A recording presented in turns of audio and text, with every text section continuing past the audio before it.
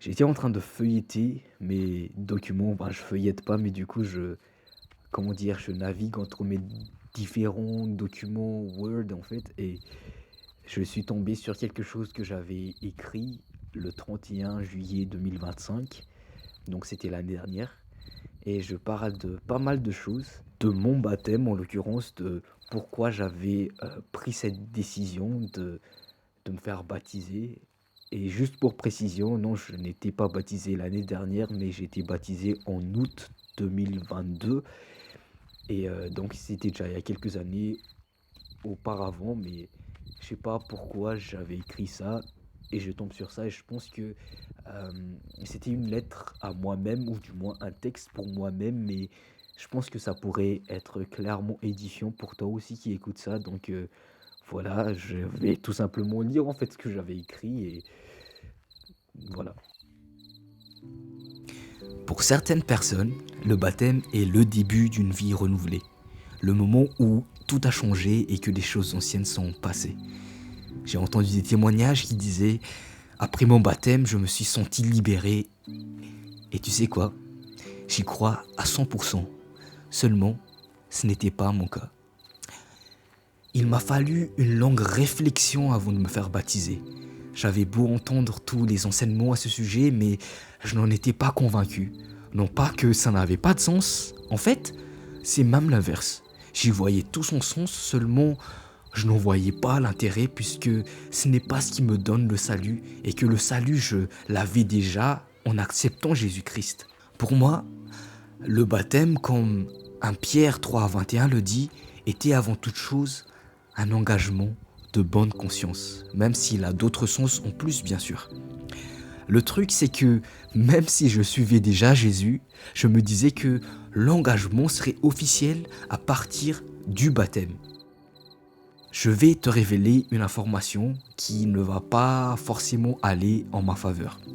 En fait, pour la plupart des choses que j'ai commencées, je n'y suis pas arrivé jusqu'au bout. Pourtant, j'ai souvent eu un super début, mais pour faire simple, j'ai une fâcheuse tendance à quitter la course avant la fin. Et l'accumulation de ces abandons m'ont convaincu que je ne verrai jamais la fin d'une chose que j'aurais commencée. Alors que je pensais de plus en plus à me faire baptiser, je lis ce passage dans Luc chapitre 14, verset 28 à 33 qui dit « Si l'un de vous veut construire une tour, il s'assied d'abord pour calculer la dépense et voir s'il a assez d'argent pour achever le travail. Autrement, s'il pose les fondations sans pouvoir achever la tour, tous ceux qui verront cela se mettront à rire de lui en disant « Cet homme a commencé de construire mais a été incapable d'achever le travail. » De même, si un roi va partir en guerre contre un roi, il s'assied d'abord pour examiner s'il peut, avec 10 000 hommes, affronter son adversaire qui marche contre lui avec 20 000 hommes.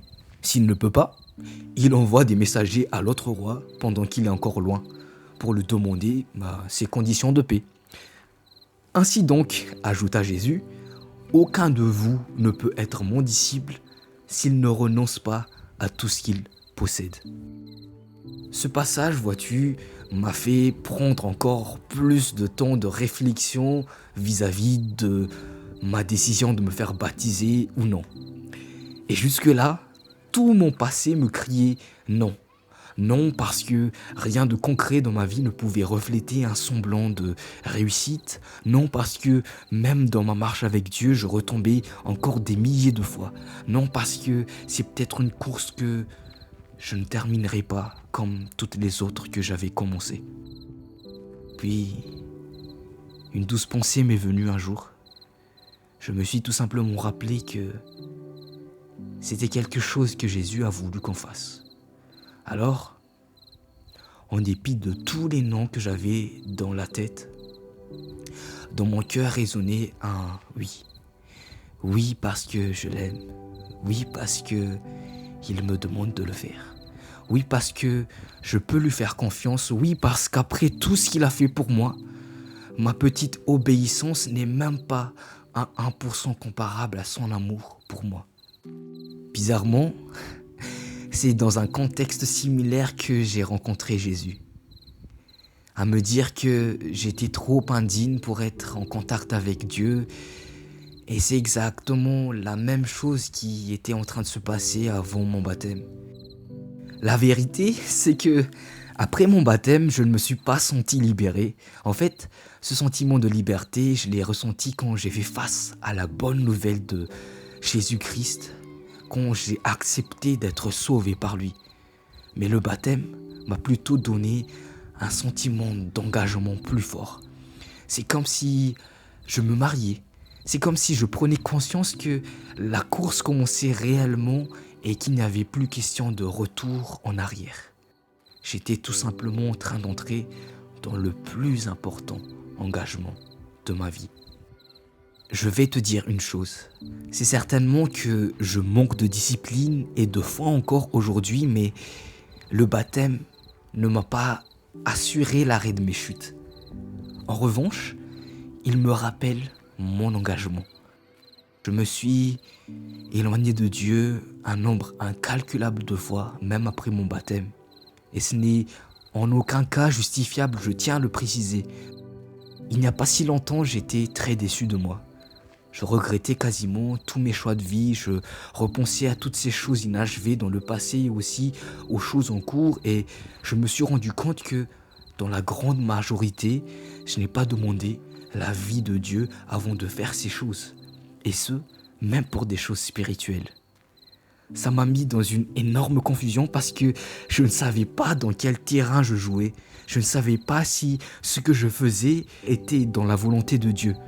Je n'en avais pas l'assurance car je n'avais pas son approbation. Et je n'avais pas son approbation ou son refus d'ailleurs parce que je ne suis pas allé le voir avant de les faire. J'étais dans une tristesse à m'effondrer.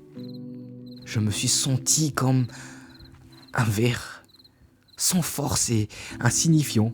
Et dès que j'orientais mes pensées sur Jésus, la paix. J'ai essayé de chercher de la bonté en moi. Je n'en ai pas trouvé. Quand je remarquais une, ça me rendait aussitôt orgueilleux. La vérité, c'est que la bonté finalement ne se trouve qu'en Jésus. Et si je trouvais quelconque bonté en moi, mais que ça me ramenait à moi-même et pas à lui, alors à quoi bon? Je n'ai jamais vu un amour aussi stable de ma vie.